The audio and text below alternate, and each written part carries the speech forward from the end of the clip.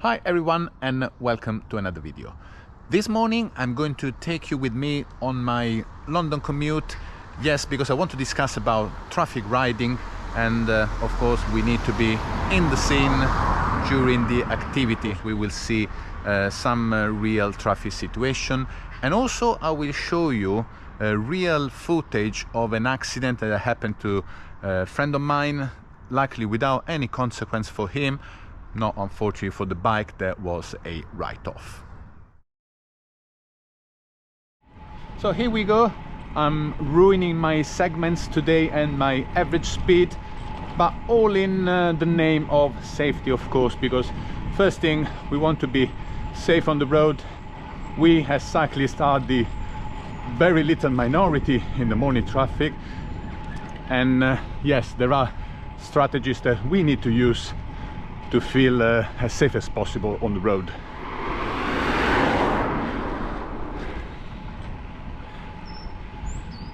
Before starting, some consideration. These are really just my thoughts. I've been riding bicycles in London, commuting for 2.5 years, and before, when I used to live in Rome, motorbike for 7 years in the crazy traffic of Rome. So I tried to translate my previous experience, and of course I ride a car as normal. I want to translate my previous experience on the road traffic to really be in a perfect situation with the other road users, other cyclists, motorbikes, and of course cars and lorries.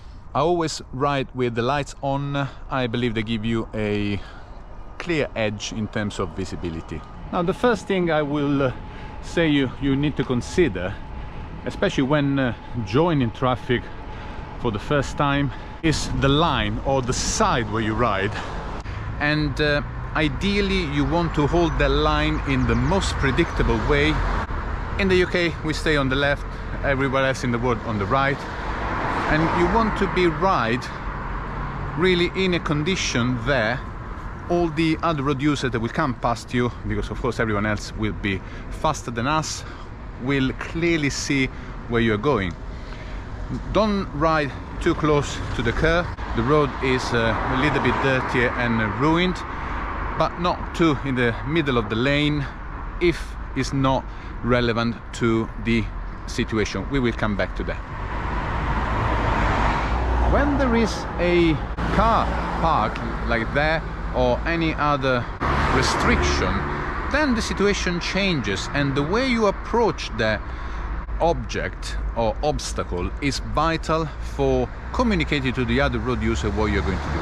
I've seen so many other cyclists waiting too late to move to clear the obstacle, and that creates, I would say, a really dangerous situation for everyone else, because the car at the back might be reacting to your sudden move. So what I'm saying is, when you approach an obstacle, clearly move slightly way forward to have a much straighter line when you approach the restriction or the car parked in front of you.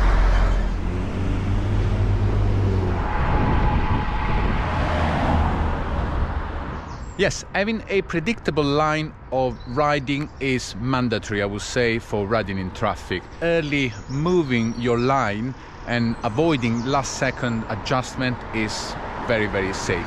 Ideally, you always want to ride on a side of a lane to let the traffic go, unless it's important to be in the center of the lane in a specific situation, especially when traffic is building up and there's no way other cars from behind will need to pass you, because in front of you you have a car. Then in that situation the safest position for me would be to stay in the middle of the road. And also when restrictions in the carriage lane or in the road will allow only one car to pass, and there's no space for you to ride with a car on your side. Like in London you do have, like there on the road, a lot of this width restriction to channel traffic through. When I approach one of them, I tend to slightly move towards the center in a very predictable way so it doesn't even give the opportunity or the temptation from a car at the back to go and overtake you.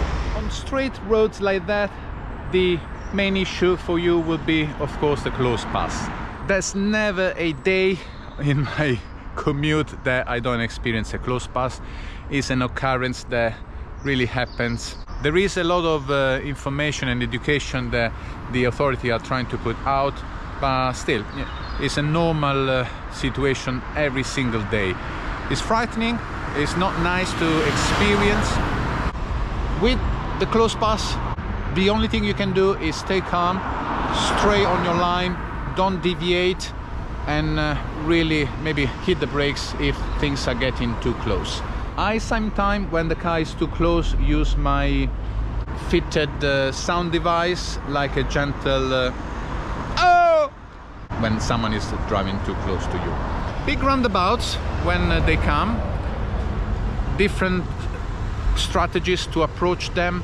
In London, sometimes you do have shared passages that let you avoid completely the roundabout. When you engage the roundabout, a lot will depend on your relative speed with the traffic. This is another main concept. The safety of your riding is really dependent on the relative speed.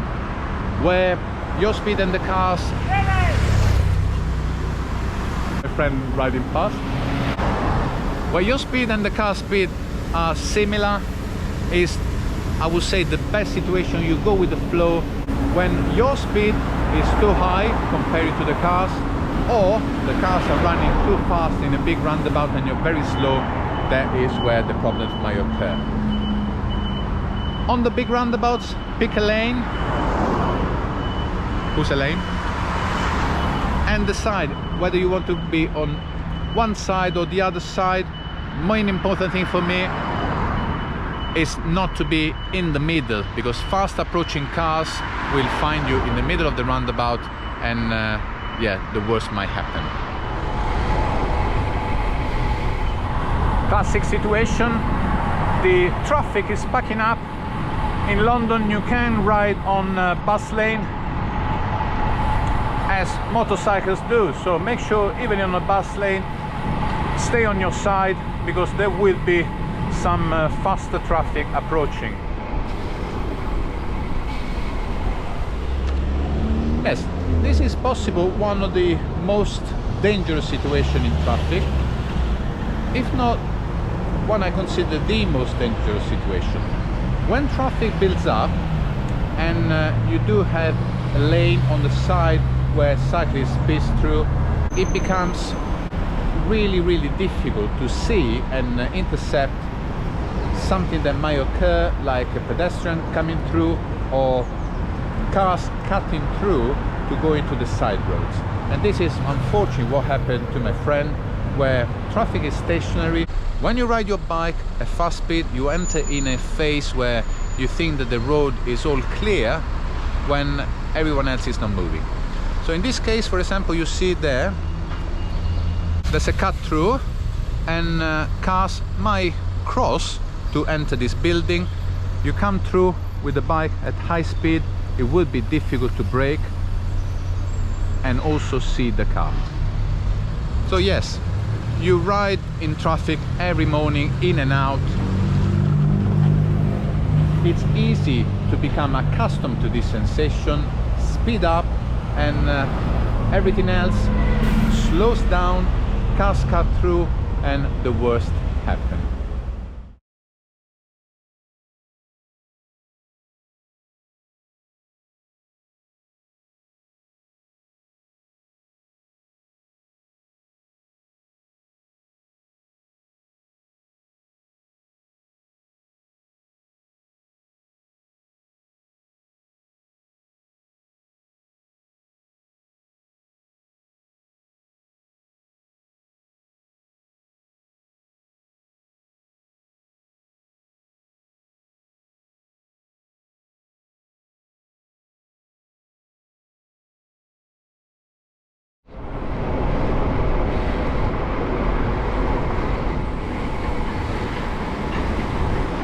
Once again, most difficult situation, traffic stationary, cars coming through, and cars might come across the side roads or pedestrian crossing that you might not see if you are speeding through the stationary traffic.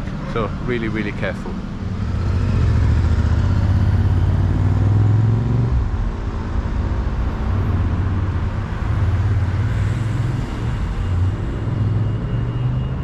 See, these side road exits, very concealed, are extremely dangerous.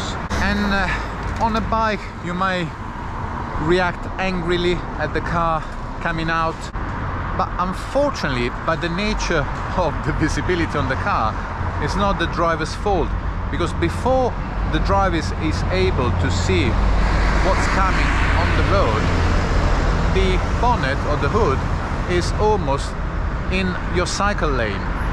To see who's coming, they will have to engage the road. You as a cyclist need to be aware of that, and when approaching these lanes you will need to slightly move, maybe not in the center of the lane, but with enough space to preempt cars coming out and a bonnet coming out in your way. Because at the end of the day, it's your safety. If you stay in the lane, then yeah, you can scream at the cars, but they won't be able to do anything else to see clearly what's coming.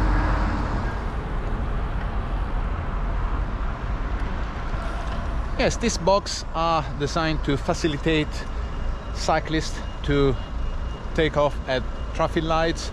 I still prefer to stay on the side to let the car go, and I can catch up later when traffic builds up.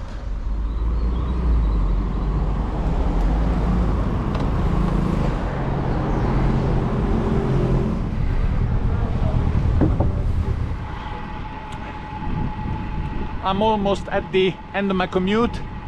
Luckily with no accidents. Would not have been nice to have an accident during a traffic video. Really the objective is to stay safe. These are again my own technique. Please always follow the road regulations where you live. If you do have comments or suggestions, please feel free to let me know in the comment. This, of course, by the nature of the video, would have to be a limited list of anything that can happen on a traffic commute. Like in a self-defense situation, always try to alleviate the tension and not escalate the situation. Yes, when there is danger, you will need to shout, of course, at other road users to avoid collision or be seen on the road. But again, let's try to all be safe and live happily on the road. Thank you again, guys, for watching. Let me know in the comment. Yes, I might have missed a lot of things, but you know, these are the main issues that came to my mind on today's commute. See you to the next video. Ciao.